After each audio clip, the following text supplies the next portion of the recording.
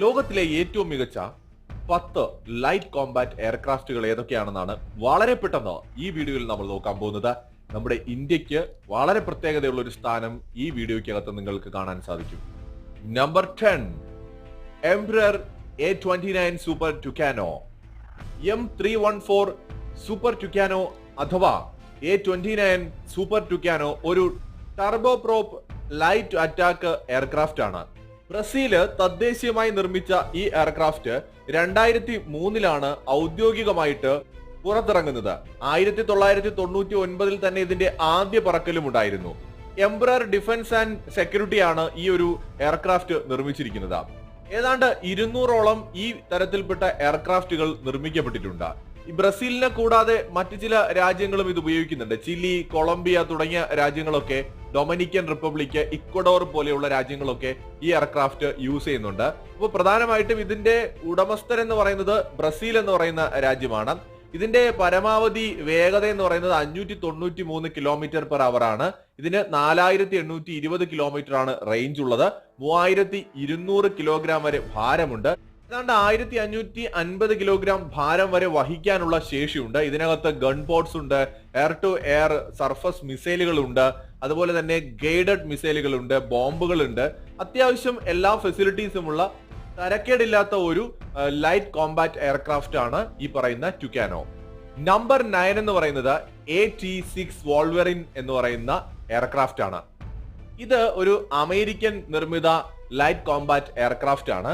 1998 July 15 ആദ്യ പറക്കൽ ഉണ്ടാവുന്നത്. 2001 ഇത് ഔദ്യോഗികമായിട്ട് നിർമ്മിക്കപ്പെടുന്നു. ഇപ്പോഴും ഏകദേശം അമേരിക്കയും ഇസ്രായേലും ഗ്രീസും കാനഡയും മൊറോക്കയും മെക്സിക്കോയും ഒക്കെ ഉൾപ്പെടെ ഒരുപാട് രാജ്യങ്ങൾ, even New Zealand, UK, Argentina, Tunisia തുടങ്ങി ഒരുപാട് രാജ്യങ്ങൾ ഈ ഒരു എയർക്രാഫ്റ്റ് യൂസ് ചെയ്യുന്നുണ്ട്. ഏതാണ്ട് 850ഓളം ഈ വിഭാഗത്തിൽപ്പെട്ട എയർക്രാഫ്റ്റുകൾ നിർമ്മിച്ചിട്ടുണ്ട്.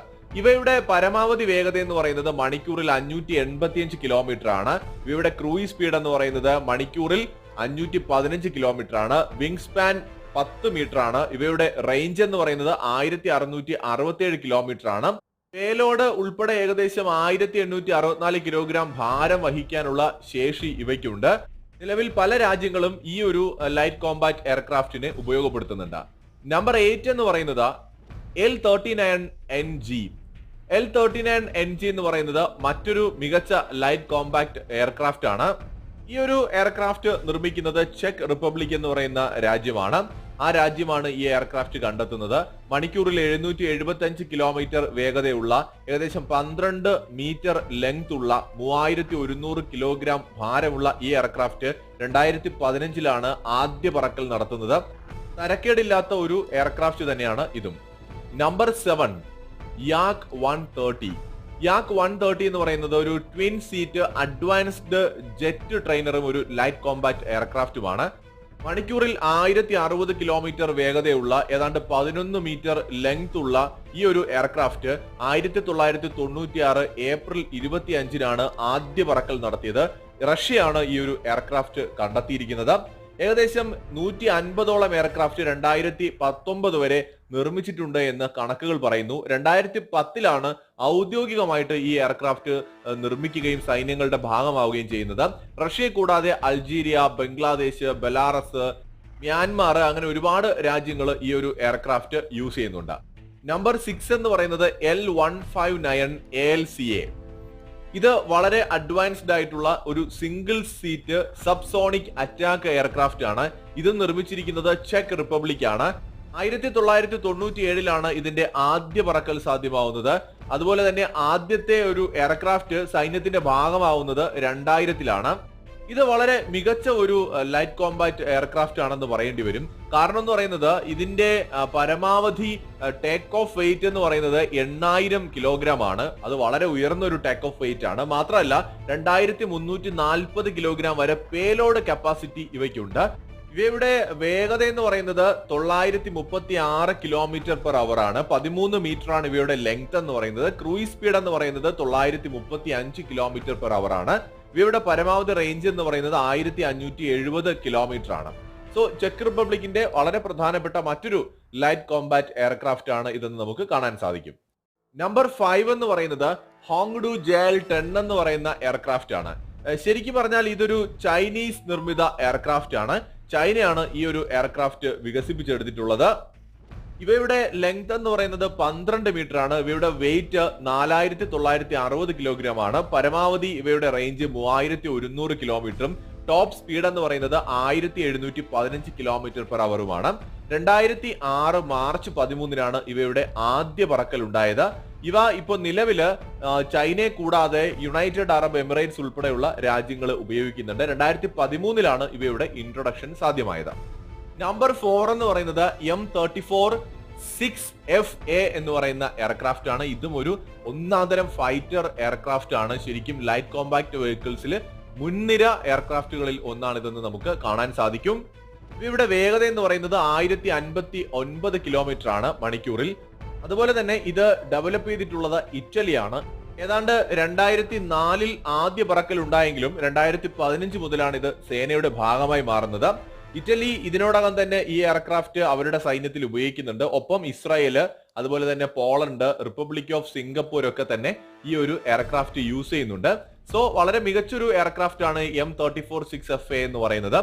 മാത്രമല്ല ഈ എയർക്രാഫ്റ്റിന് ഗൈഡഡ് മിസൈലുകളെയും അതുപോലെ തന്നെ എയർ ടു എയർ അതുപോലെ ഗ്രൗണ്ട് വെപ്പൺസും ഒക്കെ തന്നെ ഇവയ്ക്ക് വഹിക്കാനുള്ള ശേഷിയുണ്ട്.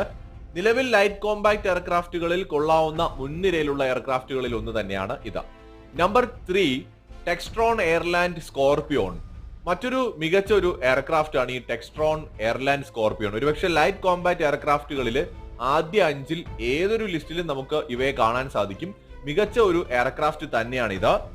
അമേരിക്കയാണ് ഈ ഒരു എയർക്രാഫ്റ്റ് നിർമ്മിച്ചത്. ഇതിന്റെ ആദ്യ പറക്കൽ 2013 ഡിസംബർ 12 സാധ്യമായത്. ഇതിനോടകം തന്നെ 4 എണ്ണമാണ് അമേരിക്ക ഇത് നിർമ്മിച്ചിട്ടുള്ളത്. അപ്പോൾ അതുകൊണ്ട് തന്നെ ഇതിപ്പോഴും അണ്ടർ ഡെവലപ്മെന്റ് സ്റ്റാറ്റസിലുള്ള ഒരു എയർക്രാഫ്റ്റ് ആണ്.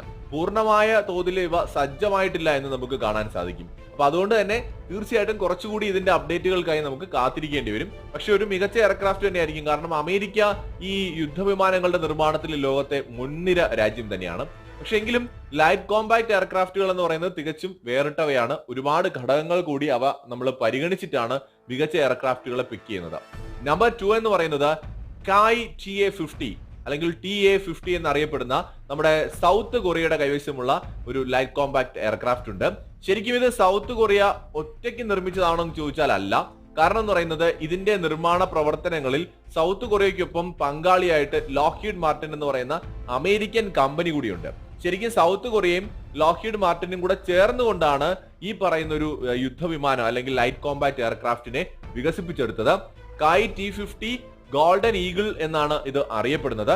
2002 ഇവയുടെ ആദ്യ പറക്കൽ ഉണ്ടായത്. 2005 മുതൽ തന്നെ സർവീസിലുണ്ട്. ഇതിനോടകം തന്നെ 200 എണ്ണം നിർമ്മിച്ചിട്ടുണ്ട്. ഈ റിപ്പബ്ലിക് ഓഫ് കൊറിയൻ എയർഫോഴ്സിനെ കൂടാതെ ഇറാഖ്, ഇന്തോനേഷ്യ, ഫിലിപ്പീൻസ് ഒക്കെ തന്നെ ഈ ഒരു എയർക്രാഫ്റ്റ് യൂസ് ചെയ്യുന്നുണ്ട്. പല അമേരിക്കൻ മാധ്യമങ്ങളിലൊക്കെ നമുക്ക് കാണാൻ കഴിയുന്നത് ഈ എയർക്രാഫ്റ്റ് ആണ് നമ്പർ 1 പൊസിഷനിൽ എന്നാണ്. അതിന്റെ കാരണം എന്ന് പറയുന്നത് ഈ എയർക്രാഫ്റ്റ് നിർമ്മിച്ചിരിക്കുന്നത് ലോക്ഹീഡ് മാർട്ടിൻ കൂടി ചേർന്നുകൊണ്ടാണ്. അതായത് അമേരിക്കൻ കമ്പനി ആയിട്ടുള്ള F-22 റാപ്റ്റർ പോലെയുള്ള ലോകത്തെ ഏറ്റവും മികച്ച യുദ്ധവിമാനങ്ങൾ നിർമ്മിക്കുന്ന F-16 ഒക്കെ നിർമ്മിച്ചിട്ടുള്ള അമേരിക്കയുടെ ലോക്ഹീഡ് മാർട്ടിൻ കൂടെ ഇതിൽ പങ്കാളി ആയതുകൊണ്ട് സ്വാഭാവികമായിട്ടും അമേരിക്കൻ ചായ്വുള്ള മാധ്യമങ്ങളൊക്കെ തന്നെ ലൈറ്റ് കോമ്പാക്ട് എയർക്രാഫ്റ്റുകളുടെ കാര്യത്തിൽ 1ാം സ്ഥാനം കൊടുക്കുന്നത് T-50 ഗോൾഡൻ ഈഗിളിനാണ്. പക്ഷെ 1ാം സ്ഥാനമല്ല, 2ാം സ്ഥാനമാണ് ശരിക്കും ഈഗിളിന് ഉള്ളത്. ഇവയുടെ പരമാവധി വേഗത 1838 കിലോമീറ്റർ പെർ അവർ ആണ്. ഇവയുടെ ലെങ്ത് 13 മീറ്ററും ഇവയുടെ റേഞ്ച് 1851 കിലോമീറ്ററുമാണ്. അതുപോലെ തന്നെ ഇവയുടെ ഭാരം 6470 കിലോഗ്രാമുമാണ്. ഇനി ഈ എയർക്രാഫ്റ്റിന്റെ പ്രത്യേകതകളെ കുറിച്ച് പറയുകയാണെന്നുണ്ടെങ്കിൽ ഇവ തീർച്ചയായിട്ടും വളരെ മോഡേൺ ആയിട്ടുള്ള അത്യാധുനികമായിട്ടുള്ള ഒരു എയർക്രാഫ്റ്റ് തന്നെയാണെന്ന് നമുക്ക് കാണാൻ സാധിക്കും. ഇതിൽ air to air, air to surface മിസൈലുകൾ വഹിക്കാനുള്ള ശേഷിയുണ്ട്. അതുപോലെ റോക്കറ്റ് ലോഞ്ചേഴ്സ് ഉണ്ട്, ബോംബുകൾ ഉണ്ട്.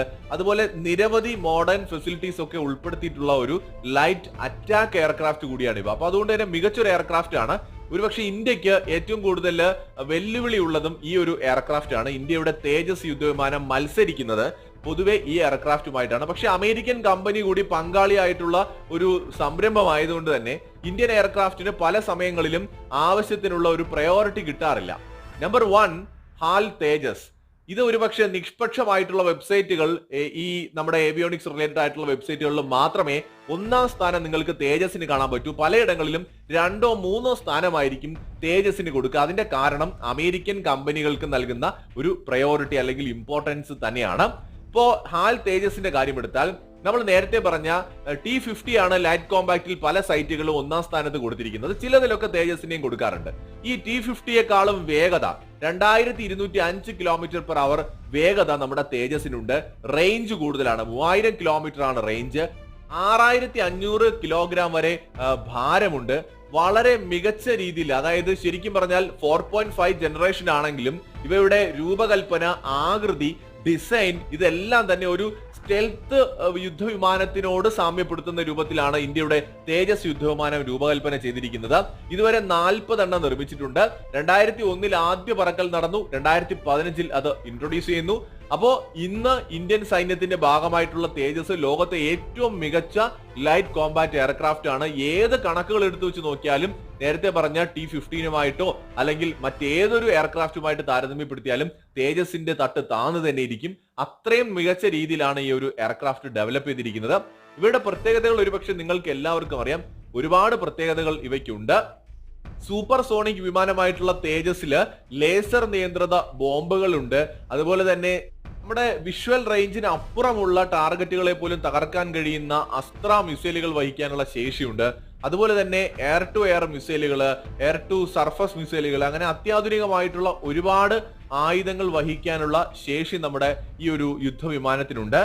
ഷോർട്ട് ടേം തെർമൽ മിസൈൽസ്, അതുപോലെ തന്നെ 1000 പൗണ്ട് കൺവെൻഷണൽ ബോംബുകള്, ലേസർ ഗൈഡഡ് ബോംബുകള്, അതുപോലെ തന്നെ ഗ്രൗണ്ട് വെപ്പൺസ്, അങ്ങനെ ഒട്ടനവധി സവിശേഷതകളുള്ള ആയുധങ്ങളും ഈ ഒരു യുദ്ധവിമാനത്തിന്റെ പ്രത്യേകതയാണ്. അതുകൊണ്ട് തന്നെ ഇപ്പൊ ഈജിപ്ത്, അർജന്റീന, അതുപോലെ മലേഷ്യ, ഇന്തോനേഷ്യ, ഫിലിപ്പീൻസ് തുടങ്ങിയ ഒരുപാട് രാജ്യങ്ങൾ തേജസ് യുദ്ധവിമാനം വാങ്ങാനുള്ള താല്പര്യം അറിയിച്ചെത്തിയിട്ടുണ്ട്. പക്ഷേ എപ്പോഴും നമ്മൾ മനസ്സിലാക്കേണ്ടത് യുദ്ധവിമാനം മികച്ചതായതുകൊണ്ട് മാത്രം കാര്യമില്ല. നമ്മുടെ അന്താരാഷ്ട്ര തലത്തെ സാഹചര്യങ്ങൾ, പൊളിറ്റിക്സ് ഒക്കെ അവിടെ ഒരു പ്രധാന വിഷയം തന്നെയാണ്. രാജ്യങ്ങൾ തമ്മിലുള്ള ബന്ധവും ഒരു ഘടകമാണ്. ഇപ്പോ എപ്പോഴും ഈ ഒരു കാര്യത്തിൽ ഇന്ത്യയുടെ തേജസിന് മത്സരമുള്ളത് സൗത്ത് കൊറിയയുമായിട്ടാണ്. സൗത്ത് കൊറിയയുടെ എയർക്രാഫ്റ്റ് ആകട്ടെ US കമ്പനിയാണ് പങ്കാളിയായിട്ട് നിർമ്മിച്ചിരിക്കുന്നത്. അപ്പൊ അതുകൊണ്ട് ഈ ഘടകങ്ങളൊക്കെ തന്നെ ഒരു മത്സരം ഉണ്ടാവുമ്പോൾ ഏത് തിരഞ്ഞെടുക്കണം എന്ന വിഷയത്തിൽ രാജ്യങ്ങളെ സ്വാധീനിക്കും. US ഒരു പവർഫുൾ രാജ്യമാണ്. സ്വാഭാവികമായിട്ട് US പിണക്കാതിരിക്കാൻ തീർച്ചയായിട്ടും ചില രാജ്യങ്ങളെങ്കിലും എത്ര മികച്ചതാണെന്ന് പറഞ്ഞാലും ഇന്ത്യയുടെ എയർക്രാഫ്റ്റിനെ മാറ്റിയിട്ട് മറ്റൊരു ഓപ്ഷനിലേക്ക്, US പങ്കാളിത്തമുള്ള ഒരു ഓപ്ഷനിലേക്ക് പോവുകയൊക്കെ സ്വാഭാവികമാണ്. എന്തായാലും ഈ ലിസ്റ്റിൽ പറഞ്ഞതുപോലെ നമ്മുടെ തേജസ് യുദ്ധവിമാനം ലൈറ്റ് കോമ്പാറ്റ് കാറ്റഗറിയിൽ ഏറ്റവും മികച്ച യുദ്ധവിമാനമാണ്. നിങ്ങൾക്ക് എല്ലാ കണക്കുകളും എടുത്തു വെച്ച് പരിശോധിച്ച് നോക്കാം. 100% ഉറപ്പുള്ള കാര്യമാണത്.